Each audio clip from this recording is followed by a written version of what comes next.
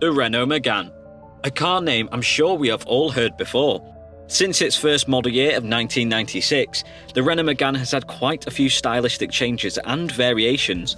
But in 2022, the Megane has had the biggest transformation so far. Because now, the Renault Megane is all electric.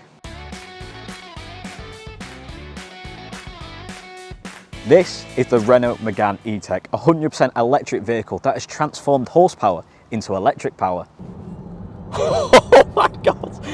Not only that, the Renault Megane has had a considerable facelift in its appearance, but we will delve deeper into design and all the features, how it drives, etc. later on in the video. But first, make sure to drop down in the comments your first impressions of the Renault Megane E-Tech. Do you like it? Do you not?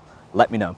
So then, the design of the all-new electrified Renault Megane, and your first thoughts are probably, what type of car is it? I mean, over the years, we've seen a Megane Coupe, a Megane Saloon, a Megane Estate, a Megane Convertible, and a Megane Hatchback. Well, Renault haven't actually specified what type of body shape it is. You know, they class it as a crossover style.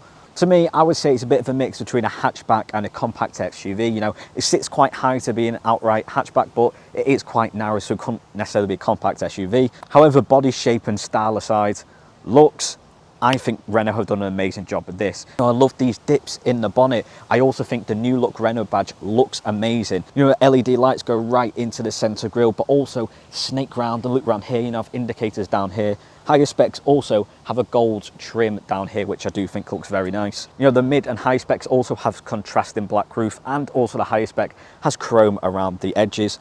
20-inch alloy wheels on the mid and high spec and 18-inch on the lowest spec. So overall then, design of this car, I think Renault has smashed it out of the park. It looks very futuristic whilst also being very unique.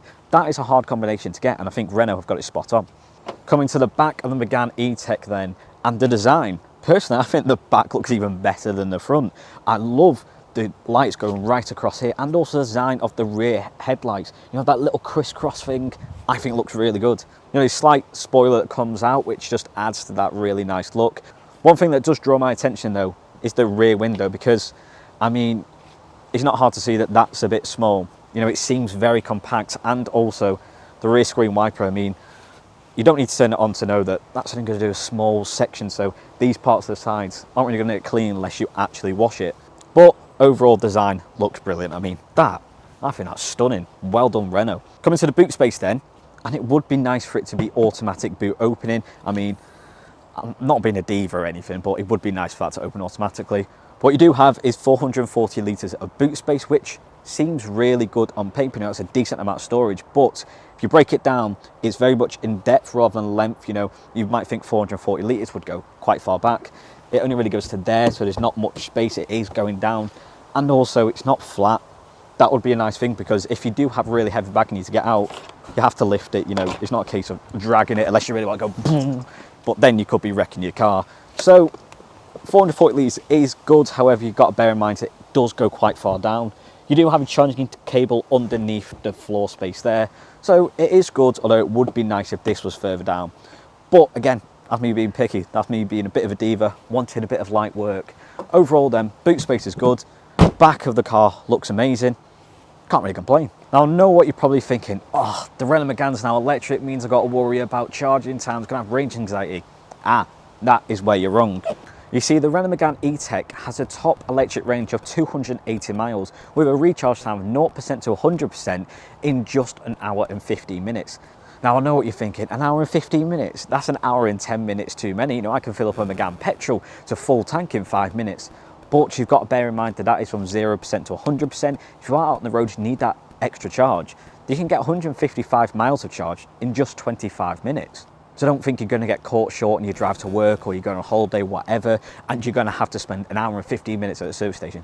Because you're not, because if you're out on the road, you just need that bit extra. Just pull over for 20 minutes, plug it in, and you're sorted. So I've established the Megane E-Tech has a good electric range. It also has a fairly quick recharge time. But is that speed replicated out on the road? Well, I can tell you the Renault Megane E-Tech sure has some power behind it. I mean, my God. With a top speed of 99 miles per hour and a 0 to 60 time of 7.5 seconds. Although if you put it in sport mode, it does feel a lot quicker than that. The Megane E-Tech does have some power behind it. Would you believe me if I said that the new Renault Megane has somewhat of a NOS button, like a boost button?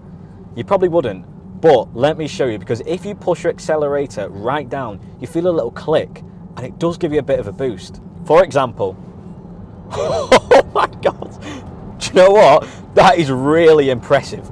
Who would have thought a Renault Megane would have that good acceleration? That is brilliant. The car also comes with 217 horsepower and also 300 Newton meters of torque. So it's quite clear the Megane E-Tech does have really good acceleration and is quick off the mark. And that is down to what's under the bonnet, because what you have here is a 60 kilowatt per hour battery, and that is paired with a 160 kilowatt electric motor. Both working together makes for brilliant torque and instant acceleration off the line. Also, in terms of the engineering of this car, the Megane E-Tech has a longer wheelbase than previous Meganes. It also has a 50-50 weight distribution, meaning it handles brilliant and also allows for better acceleration. It is also one of the lightest in its category, weighing 1,636 kilograms. It is one of the lightest in its category, mainly due to the aluminium doors. So established Renault have engineered the Megane E-Tech brilliantly to allow for really good performance, instant acceleration and really good torque. But ultimately, is it just a nice car to be in on your every day-to-day drive? You know, the seats are really comfortable, and one thing I really like is the fact that it isn't a center console at all. All it is some storage compartments along the floor. You know, I get in some cars and my knees knocking the center console. So God knows what you 6-footers are like. You know, I'm only 5'4", and sometimes I somewhat struggle for space. So no matter what height, size you are, you'll still be able to be comfy in the Megane E-Tech because it is so spacious. But not only is it a really comfortable car to drive, you know, for your everyday today, it's also really safe. This car actually comes with 22 driving safety and convenience features. You know, it comes with 360 parking cameras, rear and front parking sensors, adaptive cruise control, lane keep assist, blind spot monitoring, emergency braking, just to name a few. Motorway driving in this car is actually really effective because you have that adaptive cruise control, which means you can set the distance between you and the car in front, and the car will naturally slow down in relation to the car in front. So it's really safe, really easy to use. You know, if you're going on a long road trip or you're doing a long trip with work, just dead easy. Flick your adaptive cruise control on and you can enjoy your drive. In terms of handling then, because we've established, you know, this car's good for the motorway with that adaptive cruise control, it's also really good at performing, good acceleration, and is comfortable.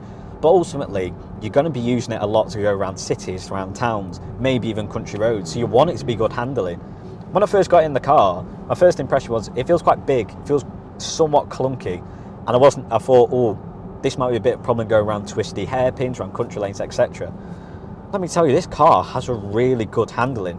And if you do look at the car on the exterior, it does seem quite a big car. And also when you drive position, you know, it feels quite high up. You know, you might think, oh, I might struggle to park this.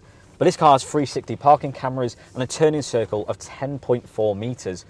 So it is very good. One thing that is nice is you can actually change the volume of your indicators, because on my personal car, the one I use for every day today, the indicators are quite jarring, like they are quite loud. So to be able to change the volume of that, you know what, it's just a nice little added feature, isn't it?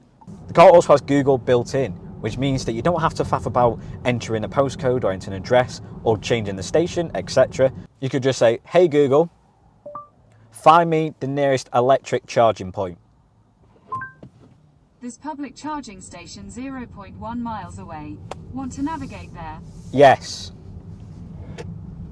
Alright, public charging station 0.1 miles away. How easy is that? So overall then, this is such a convenient car for your everyday to-day drive, and just feels really nice. Nice car to drive and being really comfortable.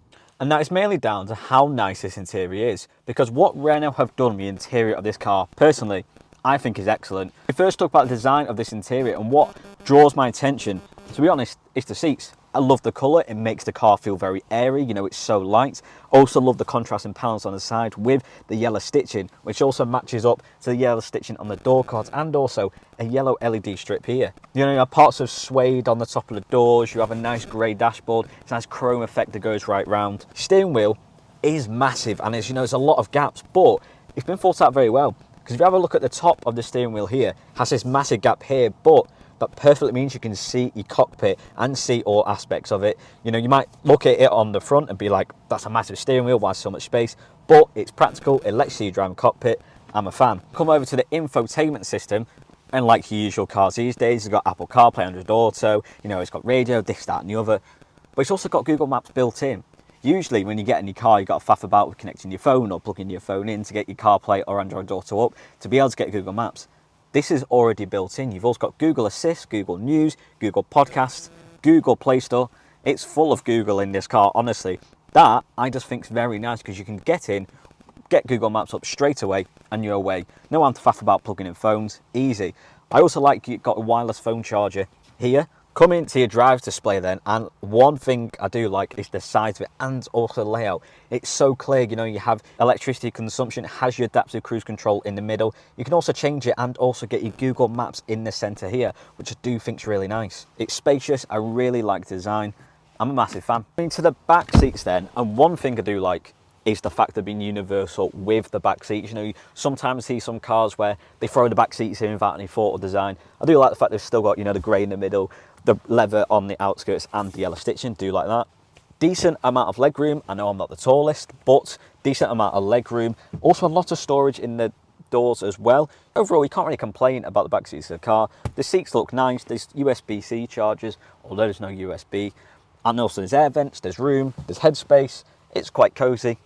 What more do you want from the back seats? So then, there you have it, the Renault Megane E-Tech, an electrified version of the well-known Megane model, and adding to that list of different variations of the well-loved Megane. Personally, I think this is the most advanced and best looking variation of the Renault Megane to date. You know, that abundance of driving safety features, how nice the interior feels and how well it drives. This is a well-rounded electric vehicle. And if you like the look of this car and would like to inquire or book a test drive, then contact your nearest Holdcroft Renault dealership and one of our team will be happy to help.